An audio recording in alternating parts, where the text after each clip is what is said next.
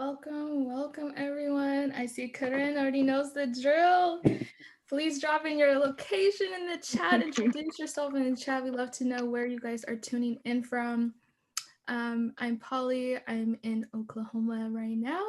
Welcome Simi, welcome Shanita and ATL, London in the house, welcome Toronto in the house, Italy, Switzerland, Boston, Texas, Mumbai, Panama, LA. Oh my goodness, welcome everyone.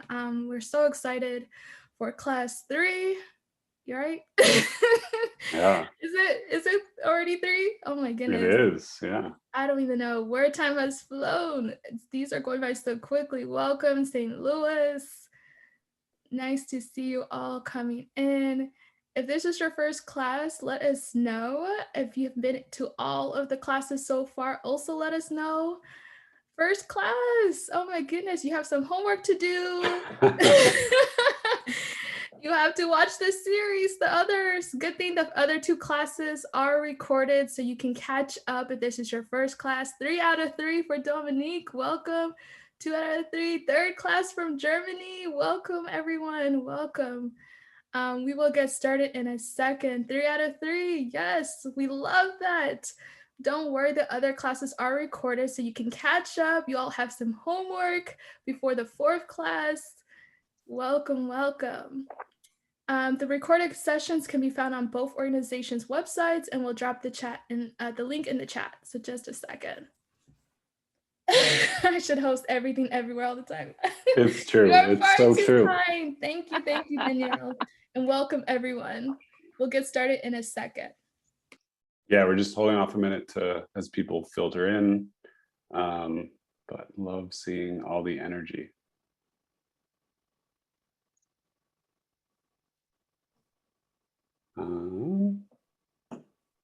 Maybe we should go ahead and start.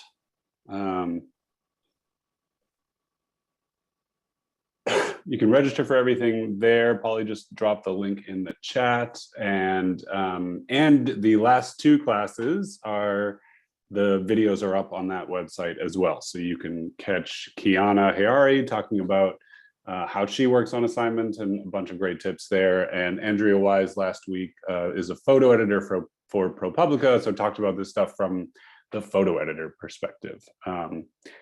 So yeah, we are at the halfway point. I am Peter DeCampo. I'm one of the co-founders of the Everyday Projects. And one exciting thing, you can keep dropping your locations in the chat. We love to see it. But the other exciting thing is that we've got 2 more classes, and then we're starting to think about what does the second semester look like? What does season 2 of the Essentials look like? So what we want to know today is, what do you guys want to learn that we haven't covered yet that's not in future classes, the next 2 classes coming up? We would love to hear, what are your ideas? What are your thoughts? What are your needs for what you need to learn in this industry? So that when we think about doing more of these classes a few months from now, what can we include? So yeah, let's see. This is where you can follow us. And yeah, totally. I love that people in the chat are reminding everyone else. These are free classes. We wanted to make these available for everyone, but it is super helpful if everyone gives a $5 donation to Black women photographers for all the great work that they are doing. And here's the info on how you can do that. $5 each doesn't really seem like a lot on an individual level, but there are a lot of you in this room. There's like 100 people attending this right now. So that would go a long way if everyone did it. So thanks for considering that if you can. The Everyday Projects grant is still open. We are giving out 2 grants to work on a project for $6,000 each. The grants come with mentorship from Mallory Benedict of National Geographic and Jahan Jalani of The Guardian. The deadline is June 7th, so you can find that on our site as well. So please check that out. Oh, Polly's dropping the link. Thank you. The Essentials is made possible through a community grant from the Lenfest Institute and the Facebook Journalism Project. So big thanks to them. And also a big thanks to the regular supporters of the Everyday Projects who make all of our work possible. Photo Wings, Open Society Foundation, Culture and Art, and Code for Africa. So big thanks to them as well. And now I'm going to introduce your teacher today. So Nicky Quamina-Woo is a Black and Native Hawaiian photographer who divides her time between the African continent, Southeast Asia, and New York City, although she's not in any of those places right now. Her fascination with the tenacity of the human spirit deeply influences her approach to image making, working on documentary imagery that explores human rights issues, health, culture, and breaking news. Initially a commercial photographer, she became an art director and producer with brands such as Ralph Lauren, Ann Taylor, and Target before getting back behind the lens when she shifted to journalism. Nicky is also a university professor at Parsons School of Design in New York, where she teaches lighting when she's not reporting internationally. She's a winner of American Photography 37, a recipient of the Nikon Maryland Stafford Photo Reportage Grant in 2020, and an awardee of the Reuters Storytelling Grant in 2018. Her clients include CNN, The Washington Post, Human Rights Watch, BuzzFeed, Apple, Reporters Beyond Borders, Reuters, The Guardian, and Vogue Italia magazine.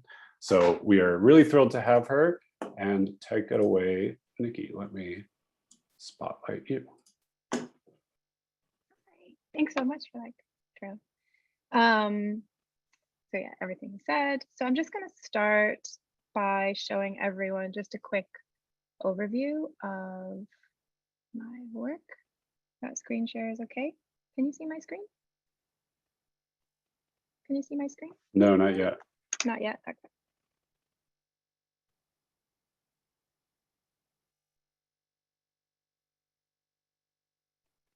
Great. There we go. That one. There we go.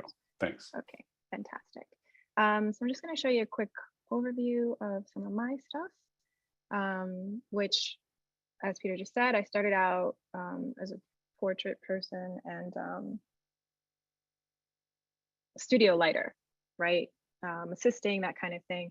And so it was so rare for me to just shoot daylight. And if I did, you bring a big light with you versus just relying on the sun. So actually it became a little bit difficult when I shifted into documentary. I moved to the continent and was just photographing things that I thought were kind of pretty. And then slowly started to lean into documentary, like the difference between what's a pretty image, but how do you help people feel what's happening in each place and moment, like for whatever story you're trying to tell, which actually was, for me anyway, has been quite difficult to do. In Sri Lanka, bombing there. It's in Senegal, I'm going fairly quickly so that we have time to do the rest of. Can you give them a little bit more space? We got people Yeah. asking to slow down. Yeah, sorry. It's beautiful work. We want to see it. Yeah, we'll just like power through. Let's go back to commercial. Yeah, so I was doing this kind of work, right? It's like kind of pretty. There's some light. It's a pretty person, which is really, it's much simpler work because they're professionals. Everyone knows how to pose. You know where you're going to shoot the locations beforehand. You understand how to light them. You have an entire team with you talking to them and doing hair and, and making sure every facet is right.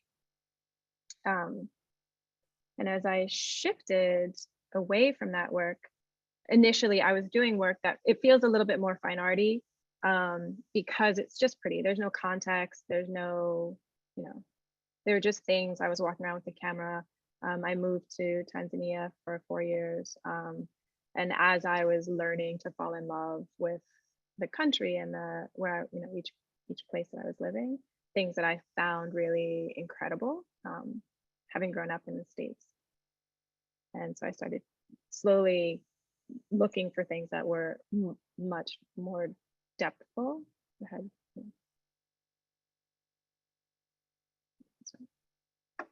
This is a story about the intersection of modern health care and traditional medicine in a 98% Muslim archipelago, and how those two things intersect.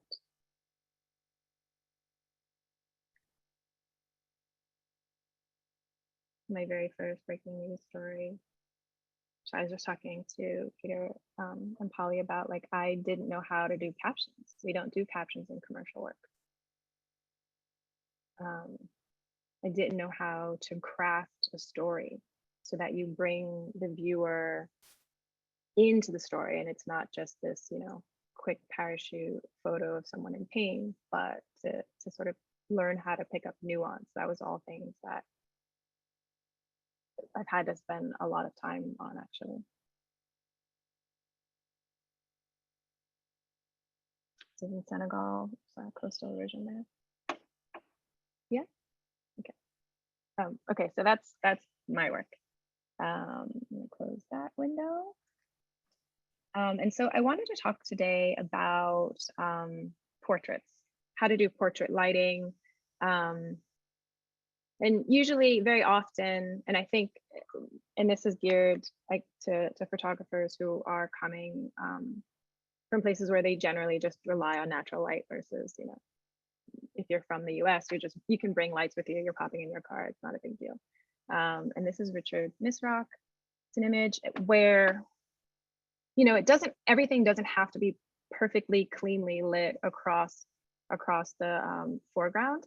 It needs to partly build tension, or it can build tension, right? So even though in this image, this is from like 78 or something, it's lit here, I can still see his eyes. Like, you don't want people's eyes to completely fall away. This is Hannah Yoon. And you start to care about this man based on it's the setting sun.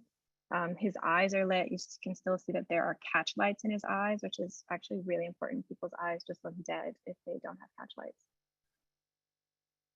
It's just a portrait. I still do get a catch light. His eyes are lit. They're not like in dark shadow.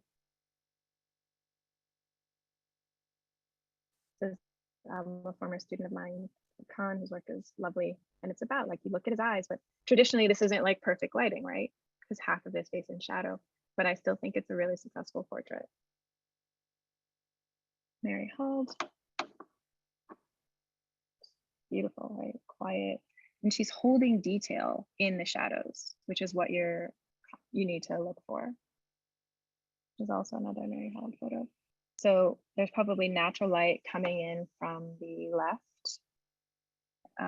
But she's putting a reflector in on the left side of the face, because we want to see the detail in both eyes. I can see those catch lights, and in a shadow detail, you still want to see some detail. You don't want it just to go completely. I mean, you can sometimes, like, this is not a 100% across the board thing, but generally you'd like to be able to keep some detail in the blacks, in your shadows, which he does beautifully here. This is a much more cleanly lit photograph, and there's still this detail across the nose and shadow, but you know, it's a fine. I can still see both eyes. There's tension because there's still shadow on one side of the face along this body. This is Kennedy Carter's work. Work is lovely. This is actually a portrait of her, and so this is actually, I'd guess, just straight sunlight from above, right? So light falls in a straight line. So if the sun is high on the right, our right, you can see the shadow would be right behind her. But again, we can see detail in her eyes. Everything is nice and clean. Another Mary Hald photo of Miami Beach, like people who live in Miami Beach, which I think is just incredible. The pop of color, all of those things, but a lot of it is dictated by how the light is hitting this woman. There's a fall off on either side, or like all the way around her face. I have catch lights. I really engage with her eyes. I'm engaging with the color, all of the necessary elements to get people to really fall into an image. And here's one, and I this is Gregory Prescott. I included this image to disprove my earlier point, right? Where even though I can barely see the eyes on this gentleman, and these are much more commercial images, of course, like in documentaries, might be harder. It depends on the situation. You have to use your best judgment. Like everything is a choice, is mostly my point.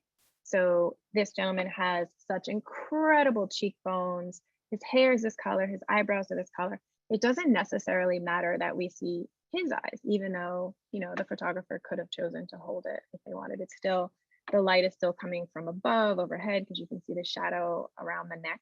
These are all things that editors are looking at when they're looking at your images. Probably not as technically, but they know, they can tell if you know what you're doing based on how you're lighting your subjects. Or, you know, daylight. This is another Mary Hald. And I included this one because there's a shadow dissecting his face across the nose, but because the window is, you can see him very clearly, the light on his face on the right hand side still has some detail, it still has shadow, there's light on his back, like it's still, I still am interested in it, right? So it doesn't always have to be perfect, but there needs to be a reason why it's not. Right? So she could have brought in a light on the left-hand side to fill in that shadow. And there is, you know, there's detail there. Maybe she didn't, maybe it's natural. It's just kind of cool. And I'm gonna close with this Micah Carter image because it sort of goes into what we're gonna talk about. This is called Open Shadow. She's clearly under a tree. It's probably it's later in the day, all of which you can tell by the shadows, and it's softer. But even though her black hair is very dark, her skin is dark, so near her ears, it kind of falls off, I can still see the barest hint of detail there though, right? Her face is beautifully lit in the center. It could have been a reflector, it could have been an actual light too, like a strobe. But a flash, you can use flash. It kind of depends on the modifiers that you're using.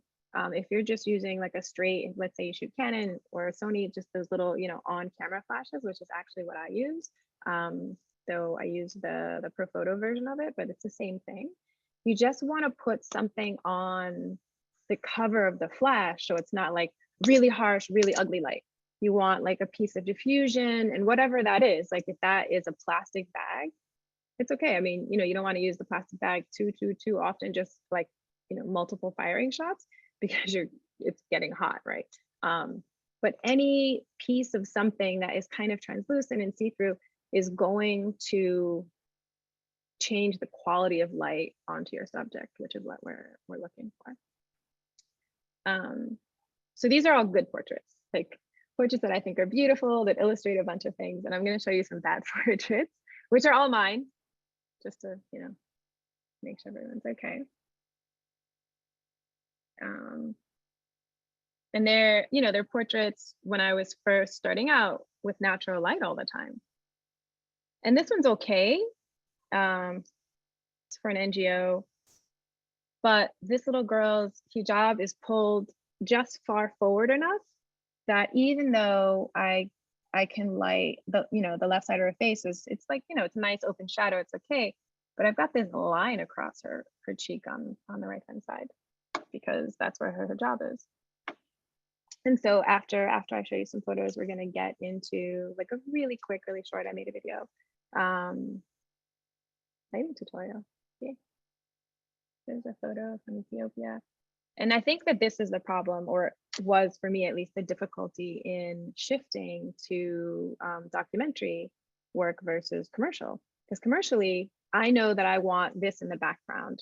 This is like a garbage recycling plant, essentially, in Ethiopia, like a garbage dump site, rather, sorry.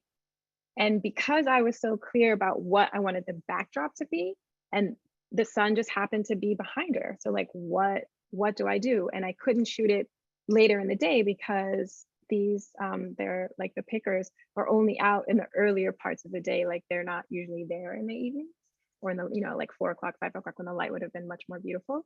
And so in commercial photography, I would have had like some big old lights, like lighting her face, bringing the backdrop down and separating that. But obviously, as all of you know, in documentary, you're just like, this is what I have. Great, cool.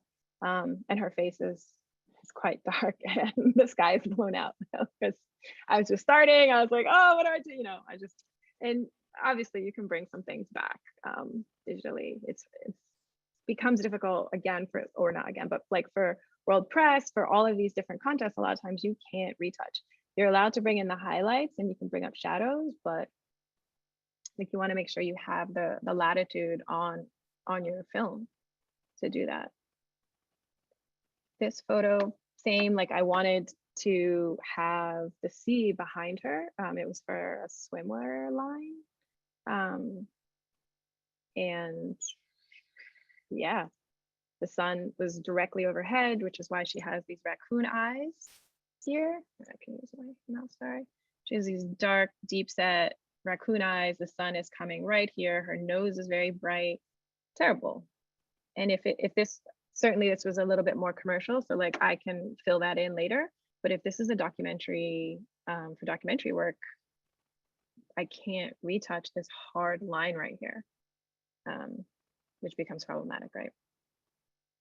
And the same for this guy. There were cars on the other side. And I wanted to show the salt mining behind him in Ethiopia, but that's what direct overhead light looks like in eyebrows. So there's that. And okay, so that is the end of the bad portraits. And then we'll start to get into what to do. And I made a video again, like for all of you that are very clear in lighting. It's only 4 minutes, so just power through, and then we'll actually get into a couple of people's portfolios and how to hone that work. And I'm just gonna talk over these. Feel free to ask questions. So light travels in a straight line. At 12 noon, the sun, your light source, is directly overhead. So you get really harsh shadows around the eyes and across the nose, like we just talked about. This is like 12:45 or 1 o'clock. My friend Eric, you can see one side of his face is in shadow. The eyebrows sort of act like a shelf. And so everything below that starts to go in shadow, which is why your nose, though, because your nose is jutting out, your nose is still getting that light. So you can see that. My video director. Let me just put my finger in the phone. On this side, though, he's got some highlights, he's got midtones. The shadows aren't too dark, which at least is, you know, because it's daylight. So the first thing you can start to do is turn, if it's possible, turn your model around or turn your subject a little bit. Obviously, this is just in portraits. And you can see how the shadow got shorter. So now he's got some detail right here. That's still the same. The shadow is shorter. Great. Kept turning him. You can't really go that far, right? Because I'm just turning him 360 and the sun is still directly overhead. If he tilts his face up, it helps the sun fill in a little bit. If if he went down and that kind of thing.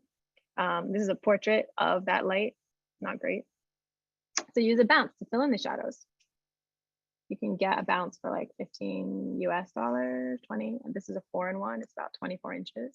You get silver, white, gold, black, and a diffuser. It's me filling in that shadow with silver, which is a little harsh. And it's great because it fills in the shadow detail, but it doesn't really help with this bright light on his nose, right? Super bright light. I'm only doing one side. This side is still in shadow, like still not a great image. Diffusion is the action of spreading light from the source, the sun, evenly to reduce the glare and harsh shadows. Diffuse light is when direct light is scattered naturally, like by clouds. So you want to take photos if it's a nice cloud cover. And so inside of the bounce is the base is a diffusion. And if you put it between the light source and the subject, in this case over his head, it's great if you have an assistant. then all of a sudden it's a nice, filled, scattered light across his face. He's helping me there, right? And clearly that's a better portrait. Another way to diffuse light is to place a subject in an open shade, like under an awning or an overhang, or under a tree in this case. So we just backed him up. Same everything. An open shadow means you can still see details. So here you can see the pine leaves or grass or whatever that is, both in this open shadow and then in highlight, in sunlight. And so if you do that, your image is really going to come out a bit better, right? It's much more even. And you still got a little bit of a highlight on the left-hand side. And here I did the same thing, but under an awning. So he's still getting sunlight from the left side, but I backed him up, a foot, and it's much more even. And at which point if you can bring in a bounce, that really works, because now you can add a catch light and helping out. Let's see right here, she was just learning about the bounce, where you kick up a little bit of highlight on the skin. His eyes have a nice catch light, that kind of thing, which is what you're looking for. And just ask people to help. Hey, can you be my friend? Do you mind holding this? Sorry, thanks. Usually kind of go for it. And that part is a better shadow. Like that's a nicer image. And that's that open shadow with a bounce. Okay, that is the end of that. So let's talk about some portfolio reviews. So this is Danielle Villasano's work, who is teaching the class next week on grant writing, which is great. Let's see if I have any. And the first thing I noticed about Danielle's work is on her landing page. It's a great image, and you need to think about your website. Think about the editors. Like, your editors are essentially your clients, right? And so if editors see, I don't know, they've seen hundreds and hundreds of photo websites, right? How does your work stand out to them? And just like the way you dress, like for everyone, like, that if you're going into a business meeting, you maybe not wear your pajamas. Like, it's the same general theory, I think. You want to put your best foot forward. You want to just grab their attention. So your landing image needs to be one that's engaging, right? I'm going to switch to mine really quick. That's my landing image. Even though that image isn't necessarily tied to a specific documentary story, it's one that'll get an editor to consider digging into the rest of my website, which is really important, right? Like that's the thing we're trying to get them to do. Go back to Danielle's. Additionally, her site is really clear. She tells you where you can find this image. It's in her projects. She's got projects, editorial in this world means like magazine, newspaper work, that kind of thing. NGO work, her about, contact. People have different ideas about this, whether your about and contact they can be in one, or if they should be separate, totally up to you. She's got specific tear sheets and news. So as an editor who's looked at hundreds and hundreds and thousands of sites, and I don't have the time to really, trudge through sites that don't have, like, these are where my stories are, these are where my projects are. I'm an NGO person, an international documentary or international, NGO, sorry, I get nervous on camera, excuse me. Person, how am I gonna find work that is in the exact vein that I need? Something else that's really great about Danielle's site is its thumbnails. And editors often talk about wanting to see thumbnails because they have 5 minutes to see your site. They're not going to keep digging and excavating to find, oh, there's that one photo, maybe she'll be right. They want the information as quickly as possible, and thumbnails help them get that. And these are a nice size thumbnail. So even though I don't know by the title what the story is about, A Light Inside, I have no idea. That's a beautiful image. It's beautifully lit. It's quiet. I'm intrigued. Home of Peace, my parents' graveyard, right? So those photos are still, they grab me. If I click on one of the stories, her first image, beautiful, it's right there. Here is a description. So now I know what I'm looking at. I know context. I understand that it's about trans women in Central America migrating towards Mexico and the US, all of the things. You also want to start to consider your layout, which is really important. Layouts should be, firstly, the first images, the first one, like, this red image, should be something that grabs your viewer. It's an opening. It makes them lean in to really figure out like why you talk to, and these are really basic ways of saying this, I'm so sorry, why you think that man or woman that you see at a party is especially interesting and you want to talk to them. There's something about them that makes you gravitate towards them, and that's what that first image is. The second image, same, right? So, and this first set of images, they need to tell you something about the storyline. She's going in and out. Her pacing is really good. I'm focusing on this woman, but the image next to it is a wider shot. So you also want to shift your perspectives. This is a great diptych. And this depends on how, like for some people's site, it's triptychs on the page. It can be a diptych, two images next to each other, whatever that is. You want to consider layout. This works beautifully because one, I'm seeing this woman, her skin is, beside the point, I am from a commercial background, so I'm like, her skin is flawless. Sorry, that's nothing to do with documentary. But I'm interested in her. And the next image isn't a woman with the exact same size of her head looking in the same position, right? So now it flows. So I'm going from here to here. Great. This image references the lyrical nature of this movement, which I think is wonderful. Usually here you might choose one or the other. Here's a more intimate image of that, like clearly someone has been in the hospital and then I'm going home. And how she breaks those down. Okay. Let's see, one more for projects.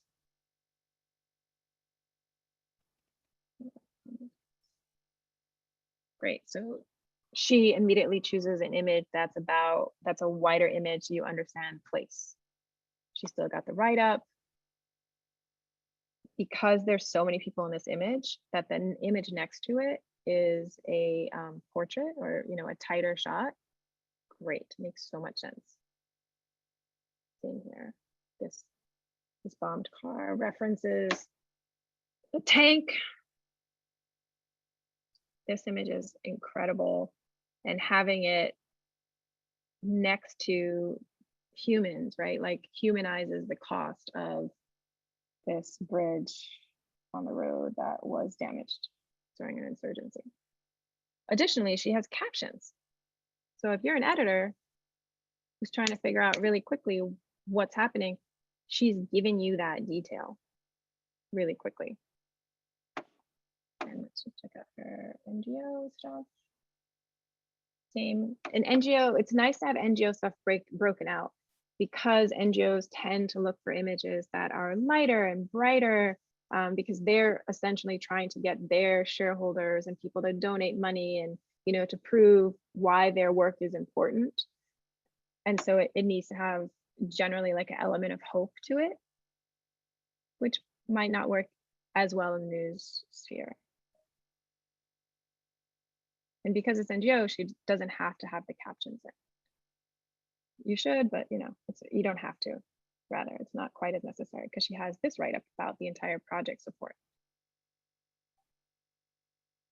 Portraits, great. Who she's working for, this is Fair Trade International. This is for UN Development Program, right? I'm just gonna do her about page. She's got a photo of herself. if you can get a photo of yourself, or just to humanize you to the editor. They want to know who you are, which is essentially what you're telling them in this write-up. She's a documentary photographer based in Istanbul. What she covers, the buckets that she covers, so that the editor can understand, oh, these are the things that she's really interested in. If she's really interested in gender and displacement, I have a project in Turkey and it's about that. She might be the right person for the job. And then she lists her accolades, what she's been doing, what she's interested in. She's with Woman Photograph, she's with Noor, her first photo book, and then what she believes in as the power of photography. Incredible, all of the things. And now her achievements, right? Like, I now know as an editor who has cash that she's someone that I can trust with a storyline, because she's got, these are all her jobs, right? So that's pretty wonderful. Okay. Her contact, sorry. Her contact information is also, or our contact information is also very, very important, because how else are they going to get in touch with you? Don't just have an email, because if there's a story that's a breaking story and they need someone right now, what if you didn't check their email that day? You need to also have your phone number, and or, you know, she's international, so her WhatsApp, if it's, you know, an American or a European or whoever trying to get in contact with her, they know that they don't just call plus I know. They need to also check her WhatsApp, right? Like, that's clearly there. She's got links to her Instagram, Facebook, Twitter, every way possible you can tell an editor how to get in contact with you is incredibly important. Generally, editors say not to just have this kind of box here, like that they have to fill out, that kind of thing. But this is a subscription to her newsletter, which is different. So I can still get in contact with her without emailing her or texting her or calling her. But oh, if I also just want to get her newsletter sent to me, I can fill this out. So beautiful website. Okay. So we're going to start to talk about two people's websites, and mostly we're just going to talk about, we'll start with Cynthia, who has beautiful work. Mostly because in just in terms of honing it, so that editors can understand who she is, the type of work she does, that kind of thing, right? So the landing image has energy, it has spirit. Hey, Nikki, Yeah. I'm gonna interject really quickly. So I am gonna make Cynthia a panelist, and if you know, so you guys can yeah, chat a little bit as you go through this. Cool. So Cynthia, I've never done this before, so hopefully this works. Cynthia, let us know when you're here. Hi everyone. Hi Nikki. Hi Cynthia. Thanks so much for letting us do this with your work. It's super vulnerable of you to just be out here like that. Thank you. Yeah, but we'll work it out for sure. So first, I'm just going to read your bio just out loud so everyone can sort of have context for your work. I'm Cynthia. I'm an independent documentary photographer, sometimes a journalist and videographer, currently based in Harare, Zimbabwe. The focus of my work since I began photographing in 2012 has been social issues. She has the bucket, mostly in her native country, Zimbabwe. So now I know that she speaks the local language. I know that she speaks English. I know that this is her camera, like all of it. She's giving me information.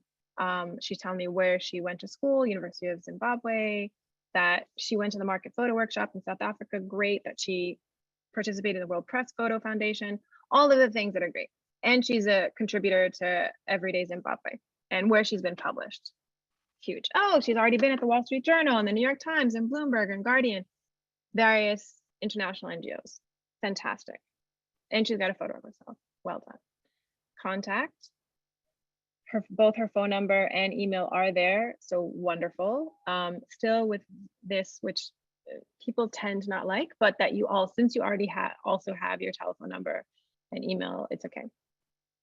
And it should be something that's clickable. So the editor doesn't have to do a second step. Like, she doesn't have to copy and paste this because she might want it later. It's something that it should, like, if it's a hyperlink, that would be great. And then we can just go back to home. I think the work is really beautiful. I don't think that this image is your open, because it is, and there's a difference, and Kiana talked about this a couple of weeks ago, between the images that you show for an international crowd or international editors versus for people in country, editors in your own country. And so this image works for editors in country because very often they're looking for things that are pretty, whereas international editors are looking for something that grabs them and tells them a ton of information that's intimate, that's, you know, all of those kinds of things on your first page, on your first image. And you have so many other beautiful images that this feels a little too sweet and nice. Okay. So you might lose someone on this, on the land. Okay. Whereas I'm going to go to a second story. So under stories, it should be the best, whatever your best work should be the very first one. Because that's, you know, 60% of the time where the editor is going to go first. I'm going to choose this because I've looked at the work already. So I'm going to choose this one, A Place Called Home, because this is beautiful work. It's all of the things that we just talked about, right? Like it drops into thumbnails initially. I can get a quick overview if I need to just power through, but I can also stop and read each one.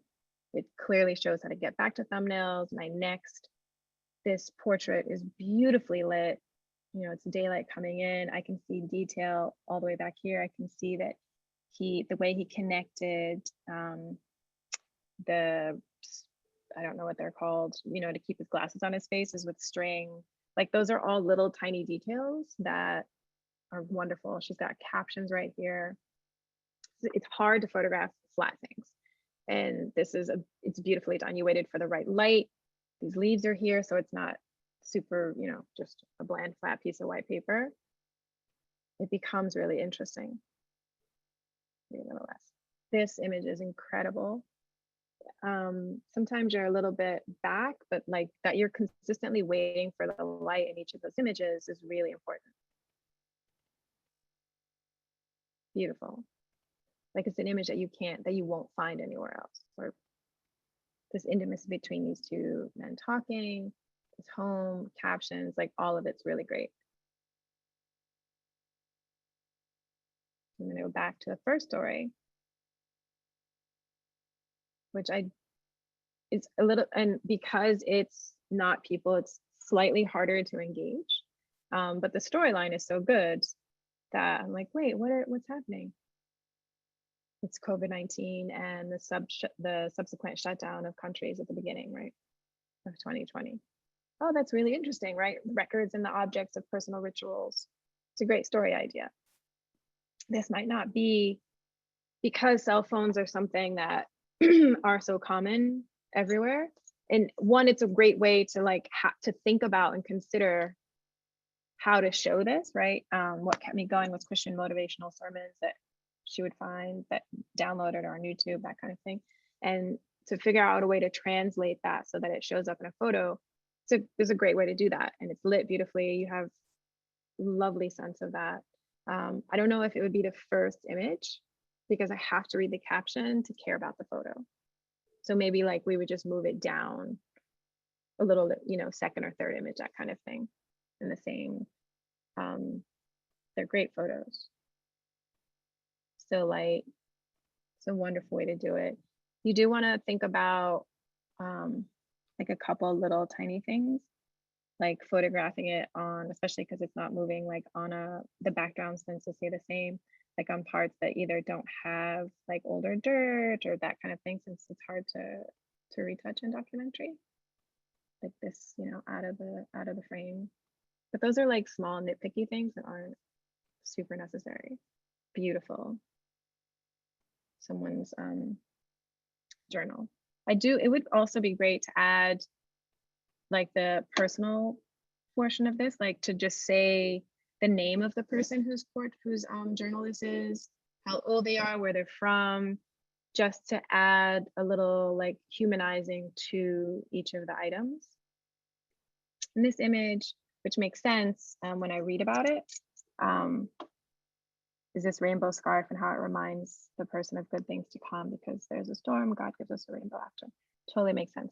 But when you're looking at all of these images together, that doesn't fit, right? So like maybe putting that scarf instead of on a white wall that's so evenly lit, like maybe on a circle pile on the ground, or you know, whatever it is, or take it out because it brings you out of the story.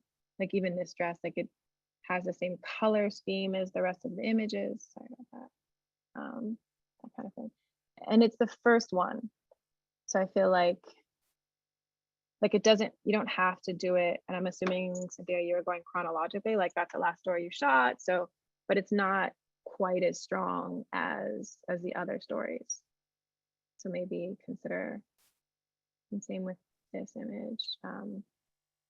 Great, even though this has a lot of feeling, it might not be the first image. Okay. Could be the second or third. Like start someplace that makes people care about your subjects,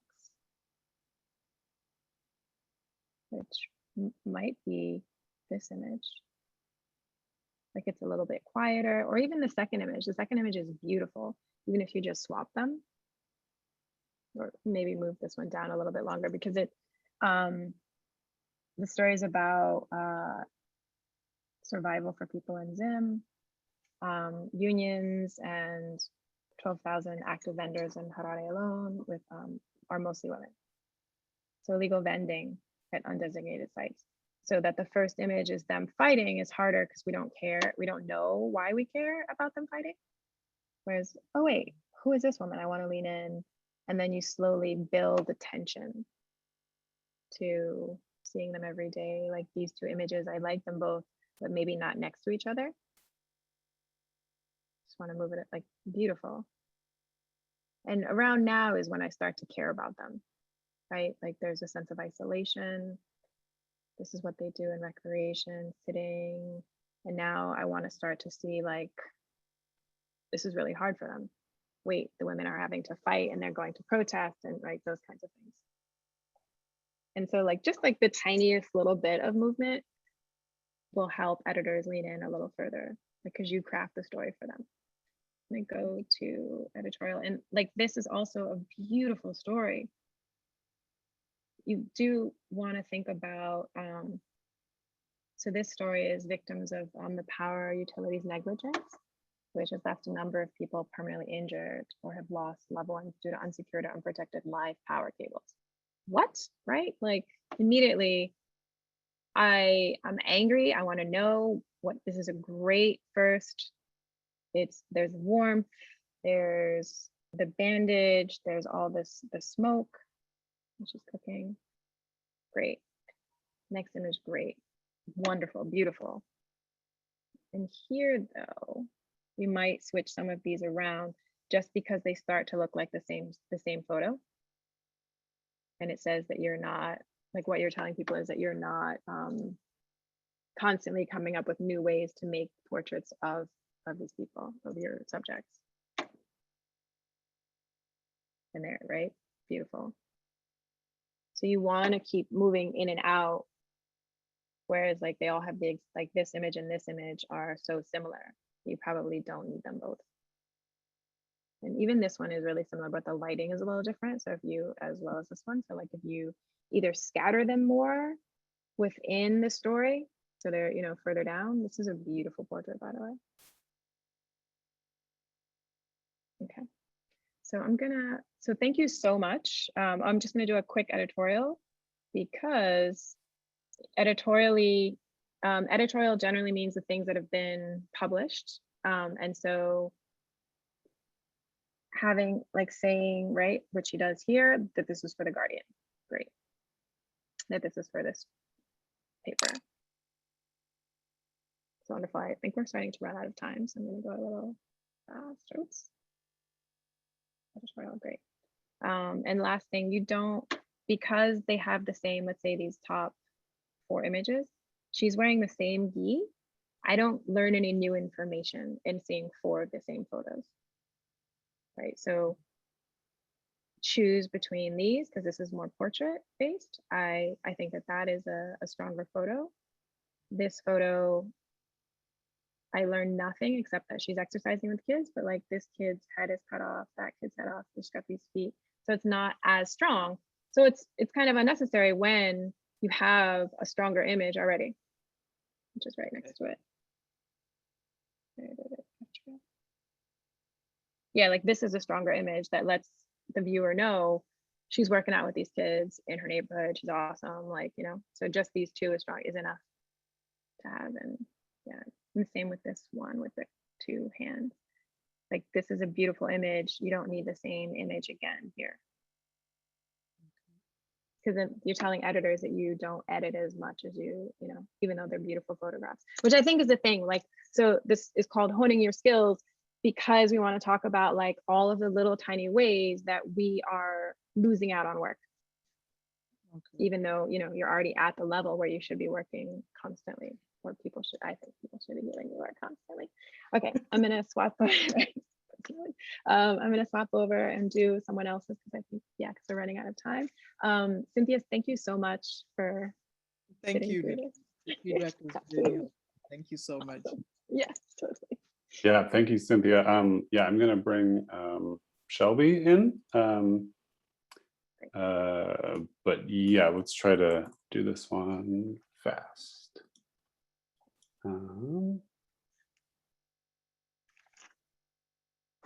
Okay, I think Shelby is in as a, there we go. Great. Hi, Shelby. Yeah. Oh, there Hi. you go. Hi. Hi. Thanks so much for coming on up. Okay, so beautiful, same beautiful portraits, beautifully lit. It's nice that I come into the thumbnails. Some of them are like especially gorgeous. Let's start there. Yeah, let's start there. It's a nice clean site. I know your name. There's a gallery. That's a drop down. Let's see if I just go there, right? Yep. The gallery comes right up. Love it. Fabulous. There's contact, there's archive, there's terms. I can get to her Instagram and her LinkedIn. Is that LinkedIn? Yeah, LinkedIn. Cool. Yeah, cool. Let's go to your contact first. Great. There's a picture of her there. Fabulous. Who she is, where she lives. Great, because they need to know what part of the world you live in, right? So she tells them that, an interest last year.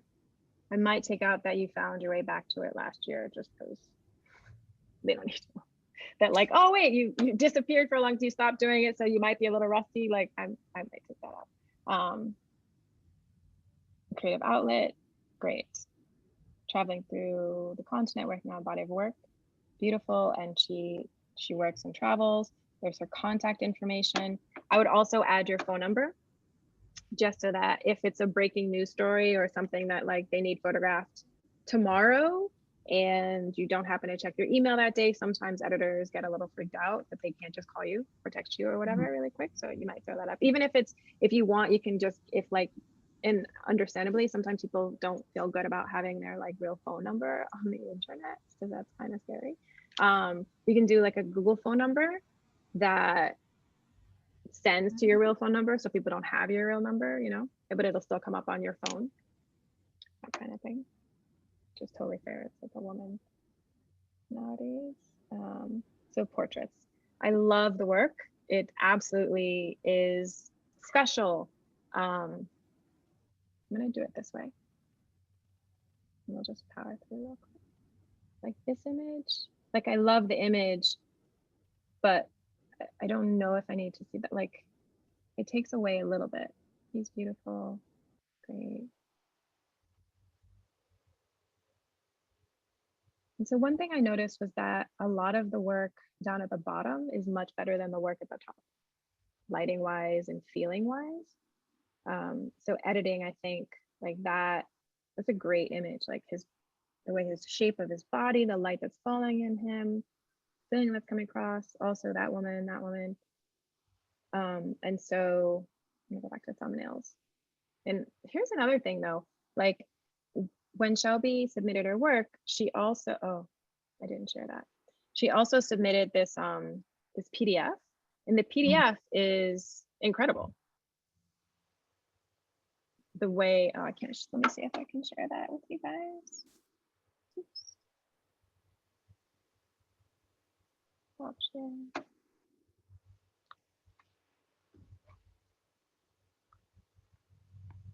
Whiteboard, desktop, preview portfolio. Okay. This is the PDF, right? The PDF lands on this great image. It's not on your website. It's not. I think it's actually in the archives. Yeah. Ah, okay. But like, no editors aren't going to dig through your archive to find, they're just going to look at portraits and be done, right? So like, let's move them over. And this is a better portrait of this gentleman. These images here, I love seeing all three, because now it's not just the standalone image. You've cropped out a little bit of the top. I see the movement that's happening. I see more movement. I see her posing. Like, you can have that triptych. You can have that as one image, like on your page, right? Like it doesn't have to just be one. Right. And there is a woman who I thought, Haruka Sakaguchi, and we'll drop her website link in the chat. And she actually does, like, on her landing pages of portraits, like it'll be one image, two images, and then a third one overlay comes up. And so there's a way to do that. I mean, I'm not that tech savvy, but yeah. I would take out both of these images personally, because the clothes date them, even though the model is really interesting, but the clothes tend to, like, they don't really work so well together. This image of this, I'm gonna actually go back to your website, sorry. Can you guys see the website again? No. No. It's on No? the Okay. PDF. Okay, I'm gonna switch out of the PDF and go back to Chrome and that guy. So just, I think, like a little bit of editing of what is already there, because the work is beautiful. Like, that's a great image. Like, this image doesn't really, you know, it's not as great. This image, same, like the light here isn't beautiful. She's lost all the detail in her shirt here. But then the image next to it is so great that you're not saying, I'm incredible. Like, you have such a limited amount of time to tell people how great you are. So use it well. Okay. And you don't want to use the same model more than once, unless they're both on the same page. So like, this woman's wearing the same shirt as she's wearing here, same hair, right? And so this one is a better portrait of her than this one. So like, lose it or make it a diptych. If she's, I think there's some more where she's just wearing the white and not the green at the same time. So they know that you, in let's say Rolling Stone or wherever, when they do portraits of someone, if they ask for 3 portraits, let's say you're in studio, you're consistently changing your outfit. And so this, like, you let them know that, like, oh, I know that. This is what I would do with each of the different, you know, even if it's just an undershirt, it doesn't matter. Let's go to that. Interest of time, which is great, but I don't know what ALWF is. Yeah, And I'm still trying when I to figure get out to the images, how to to explain it. like write that in. Yeah, so I'm actually in Africa, and it's in my bio, but I know that that's kind of hard. So people to like kind of piece those two together. And so I'm trying to figure out to relay out, but it's basically my project that I'm working on as I travel through Africa right now. Okay. So maybe either you can just change it, you can change the title to stories, you can leave the title the same, but put a text, and you don't have to put the text as the first image, that you can put text as like second or third image, so that immediately people start to know, okay, this is what I'm looking at. Okay, yeah. Or, you know, or put in caption information, that works too. Because otherwise it feels like a disparate group of great images, but like that aren't necessarily connected, and your viewer won't be able to connect them. Right. Okay. Like, that's beautiful, right? That one maybe can come out. And it's a good landing. And it looks like you're in the Middle East. Like, you go from Africa from like to Middle East. to thumbnails, but I like that it's thumbnails. Like maybe that image doesn't like move the narrative along kind of thing. Mhm. Yeah, and your portraits are beautiful. So we're just there and street stuff. And the street stuff is great. Definitely. Think about like your layout so that you're moving people through. Like she maybe can come out, but that's stunning. And that's stunning. And this guy should be in portraits, right? Like, what? He's amazing. I love him. And it's a really strong portrait. So why bury it? Archive.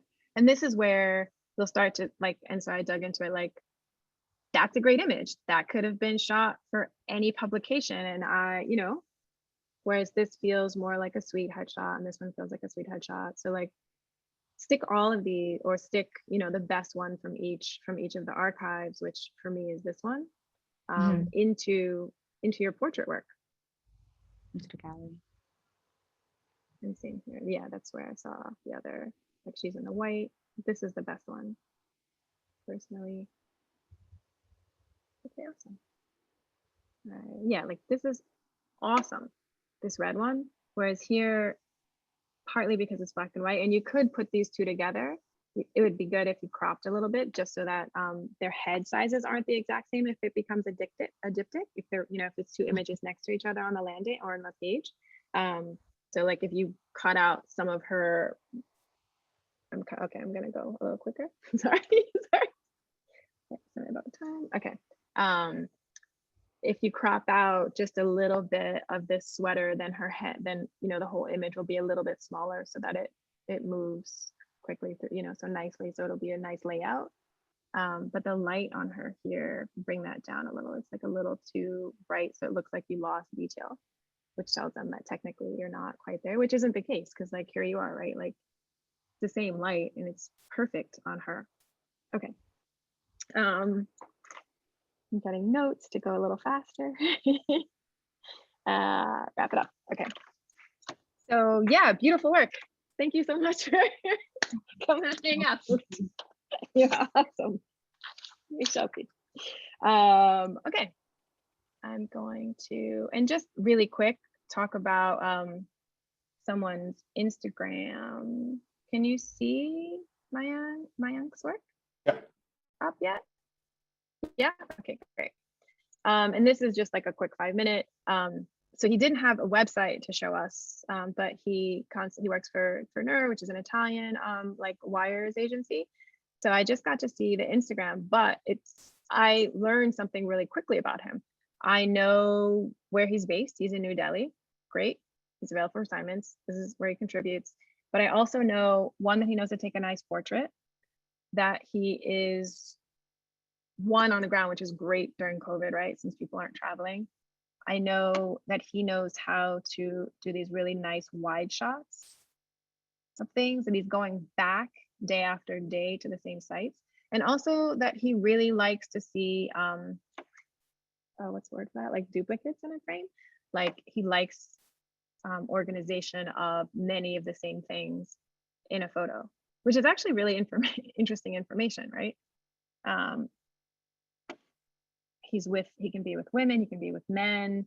There's no place that he's not scared to go.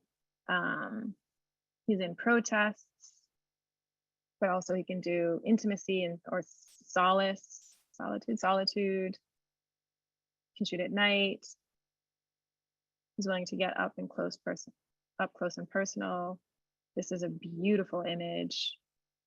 The light's exactly right. This guy bending, it's hard when you can't see it. Exactly. This gentleman bending. Right, beautiful. Like I know a bunch of things about him just from his Instagram. Yeah, same. Yeah. So Instagram can end up being like one of your calling cards and a great marketing tool, because a lot of times people are just finding you.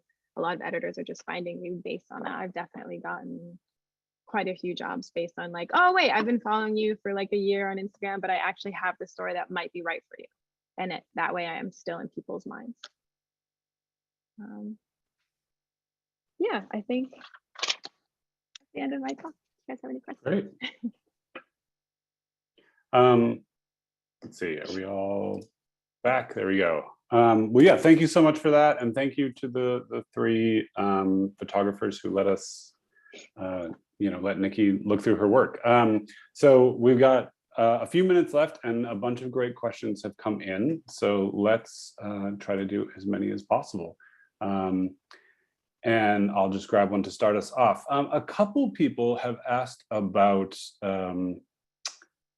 retouching. Can you elaborate on what can be retouched or not? And can you expand on when you said that there's no retouching in documentary photography in general and in the international contests? I think we've got a couple people who are newer to the documentary world, and so that's that's kind of new information for them. So.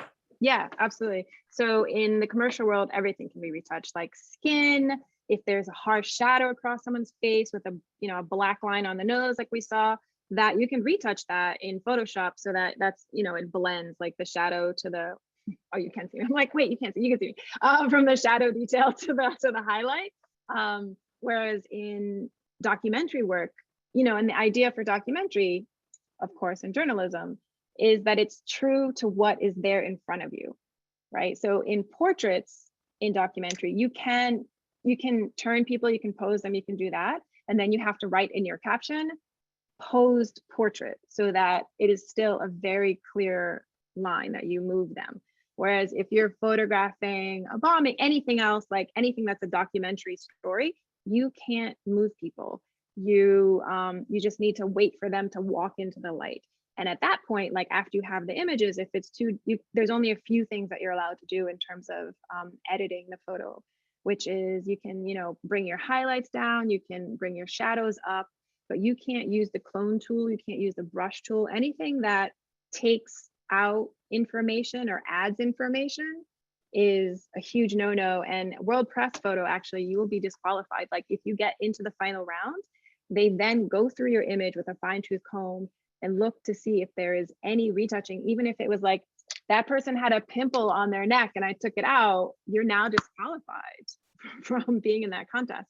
And so you just want to be aware of those kinds of things. Great, thanks. How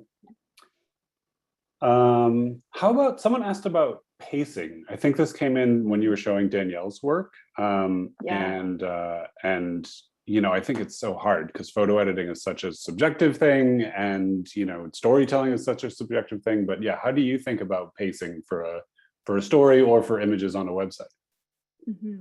I took some classes both with a photographer called Nicole Sobecki, whose work is incredible, and also with Black women photographers. Spoke to one of the photo editors at NPR, and he was talking to me, and I think both of them really helped me understand it in a different way.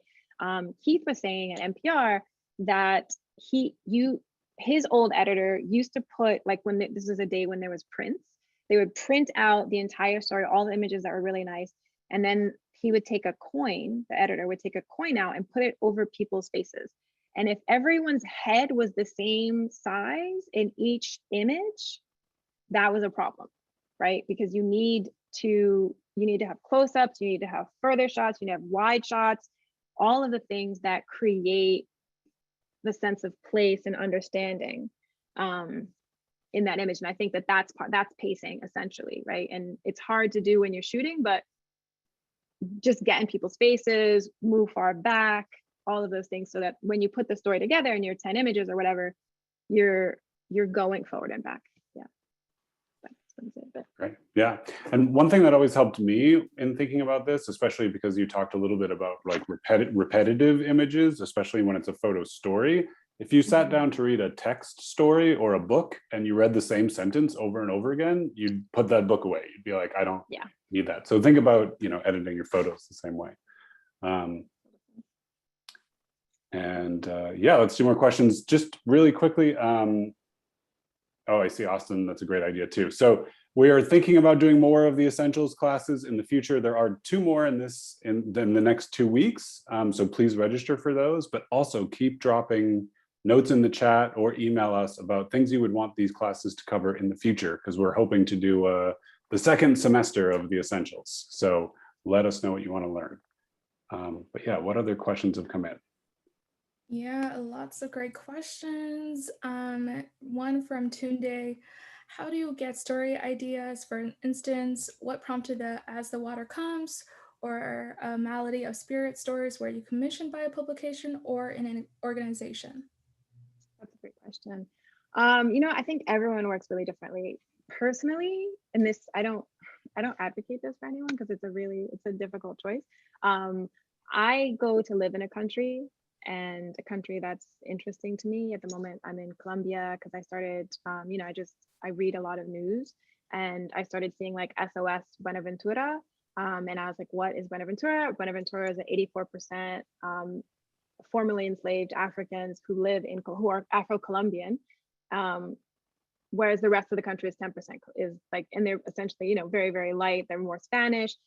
Why are they being disenfranchised? Like, what's going on? And like slowly, as I started to dig into that story, I was like, cool, I'm gonna go live in Colombia. Like, I want to understand what's going on there and like how their plight is different than African Americans in the US, and understand those things. And I think that often stories are very complicated, and I can't just figure it out from reading. Like, I have to go live there and I have to talk to people. And so that's generally how my stories happen, which I totally understand. That's not really a thing that a lot of people can do. Like, I'm so privileged that it's been a possibility. So yeah, so for the healthcare story, I was living in Zanzibar in Tanzania, and so often I would find, like half the population, if not more, was going to a traditional healer, but there's hospitals and doctor and clinics everywhere within like a few kilometers of people's homes. And so I didn't understand. It's socialist. So it's really inexpensive, like $1.50 or something. And that's how much it costs to get on a bus across town. So what was the impetus that made people really stay with traditional healers? And what I kept finding, as and so all the foreigners had one idea, and I was like, I don't know if that's really the right. And as I started digging into it and talking to people and interviewing traditional healers, the answer was actually that the hospitals, like, people die there a lot, like really frequently. And so no one trusts them. They'd rather go to, a woman who helped their grandmother, who helped their auntie, who, their neighbor, like those kinds of things, right? And so like, yeah, like whatever interests me is the story. And then I pitched the story later to a publication, because sometimes they don't believe in the story like I do. So I either pitched a publication after, or like in the middle, after I've done, a little bit of investigating to really see if it's a great story. Sometimes still nobody likes it. And then I pitched like the Beautiful Everyday Projects grant that's coming up. Like, that's enough money to live in a place for like 6 to 8 months and really work on the project. Yeah, so I highly encourage grant work. Great answer. Related, how do you keep the stories you are working on, consistent and stay on top of them? Like, do you ever like do a follow-up, or if the timing doesn't work out, specifically right now for a grant, would you then, go back to them and, refresh it in a way? I don't know if I understand the question. Like, do I start a story and then I don't get any funding, so then I like wait a while and then come back to it? You think that's the question? That's how I see it. But the question is, how do you keep the stories you photograph consistent and stay on top of them? Consistent, I think, is something that just over time, I've been in documentary just for like 2 or 3.5, maybe 4 years. I don't know. But I enter contests, but also things like Women Photograph and Black Women Photograph, like photographers, there are mentors. And so we're constantly on, and I'm in one now with Kayana Hayeri out of Afghanistan, and Sarah Lean, who's the former Nat Geo national photo director. And so I talk to them like once a week or every 2 weeks, and they look at what I'm doing and they're like, that's ridiculous. That doesn't make any sense. Like, like, why are you not going this direction? You're missing the, so I can see the holes in my stories. Because journalism, unlike commercial, like you need a team, you need a community who's going to help you get better. Mm-hmm. And so that's how the images stay consistent. I think that answers. And with COVID, if you got money for something, I won a grant last year that I couldn't go and photograph because I couldn't get into that country. And they're like, it's fine. Like they'll wait for you for the year to come back around. Thank you. I do notice the time. Are you okay on time to answer a few more questions, Nikki? Yeah, totally. Okay, awesome. I'm off the rest of the day. So. Thank you so much. There's one question. How can we build our portfolio? We don't have much published work yet. I would suggest to go back to Andrea Weiss's class that we had a week ago, where she stressed the importance of personal work. That is the great way, an easy way to build your portfolio when you don't have those publication credits coming in yet. And then there are a few lighting questions, so I'm going to just turn to those right now. Lucy asks, how would you shoot differently in harsh overhead sun if you had to now? Now I bring in either a diffuser or I ask them to move, which was that little video thing, right? Like, oh, can we, if it's a portrait, you can just turn them a little bit. Or there's usually, especially because of the countries that I work in now, like there's always an extra person around, like my fixer or my translator, like, hey, could you hold this for me?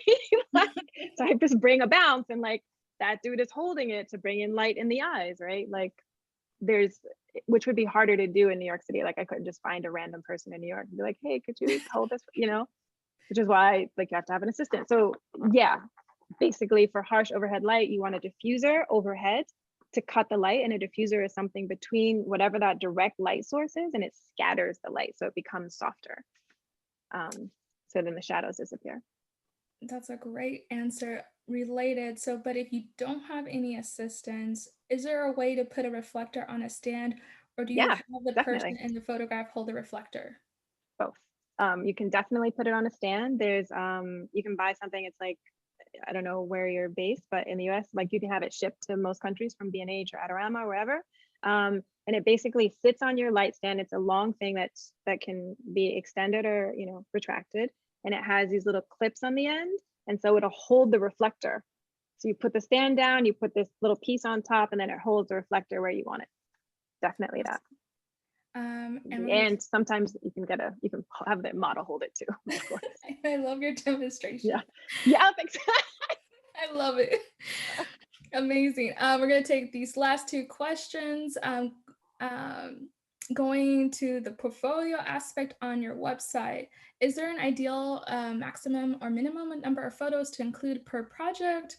Might it change depending on the topic / focus type of photography? Hold on a sec. Oh, sorry. It's gonna turn off.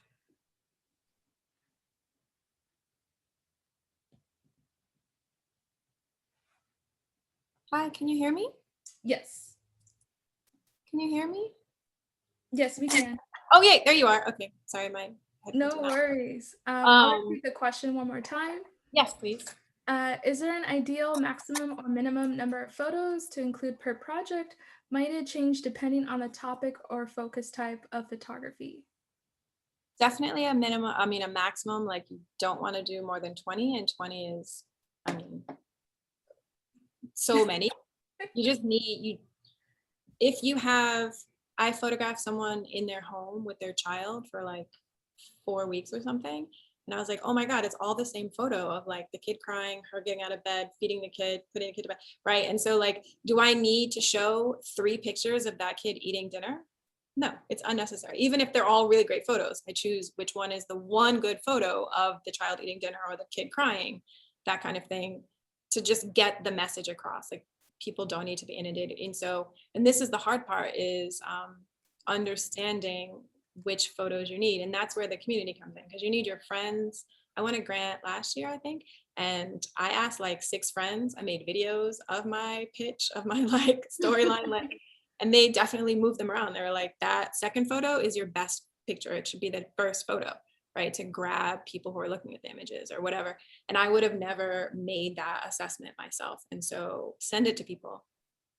Yes, I can't stress that enough. And that's why portfolio reviews are so important. My goodness, I can't stress it enough. Let me see, going to relate again to portfolios, what were the ways that you learned to caption and bring people into the story? Captions were difficult, and I'm still not the best at them, but I've been listening. So who, what, when, and where needs to be in your caption, the date, the metadata, and you can copy and paste those things in photo mechanics, so it helps a little bit. I believe that Everyday Projects and Black Women Photographers is actually going to have an editor, maybe, do we have a, like, to help people understand. Yeah, we're going to talk about captions. Yes. It's in season 2. That's in part 2. We will, because oh my goodness, there's a lot of things to include in a caption, and it's so important. It can really make the difference between getting hired or not. And the first line should just be exactly what's happening. Woman walking across the street on this date in this city. Straightforward, right? That's the action. And then after that, you start adding the context. 5 minutes after a bomb was detonated behind her, the bus blew up a quarter of a block away and she just walked away. Like, all of that becomes the second and third and fourth and fifth line. And then you might into your second paragraph, which you don't have to have at first, the rest of the detail. Awesome. And there's one last question that's unrelated to this. How do you find a fixer, a local person in an unfamiliar location? I personally also it's not the best way to do it, because I'm living there. Like, I just start hanging out and talking to people. Like, I sit outside near the beach. Like, eventually, like, I meet someone. Yesterday I met someone who was someone else's tour guide, and he was just so nice and like smart, and was really interested in like sharing the cultural and political aspects of a country that, you know, is in turmoil. That I was like, oh, buddy, what are you doing next month, next week? Like, let's, you know, you should be my fixer, even though he's not, and you know, that's not his job, but it's fine. Like, he can translate, he understands everything, people know him, he's filled with joy. Like, you want to do that. You want someone who's not like angry and surly. Like, that's not going to help really get into places. But usually if you're going to a country that you're not familiar with, the magazine can help, or newspaper helps you, connect you to a fixer. Amazing. Thank you, Nikki. We cannot thank you enough for all your expertise this morning, or afternoon or evening, wherever you are at, sorry. And to those who shared their portfolios with the whole class, thank you for being vulnerable, as we shared, because it's not easy to have a critique and then have a critique in a room full of over 100 people. So thank you all for sharing your portfolios. Thank you all for dropping your feedback in the chat. We love it. Please also share your feedback in the survey that you'll receive, because that's important for us to note. And as we move forward with future classes, I do want to say, because we have mentioned portfolios and reviews. If you are a Black woman or a non-binary photographer and you are interested in a portfolio review, please do reach out. This morning I connected quite a few photographers with New York Times and Nat Geo photo editors for a free portfolio review session. Something that I really stress, and I really try my best to provide those for free, make those connections for free for photographers who are in need of a portfolio review. So I just wanted to share that. Peter, any housekeeping notes from you, or Nikki, any last words from you? Thank you so much for consistently showing up for the community and like helping us make our way in this really difficult field, actually. Yeah, well, thank you, Nikki. We really appreciate it. And thanks everyone for being so engaged. And next week's class is not on Wednesday. It is on Thursday. That's my only other housekeeping note. But thank you for that reminder. Looking forward to seeing everyone then. See you next Thursday at 12 Eastern. Thank you, everyone. Bye. Take care.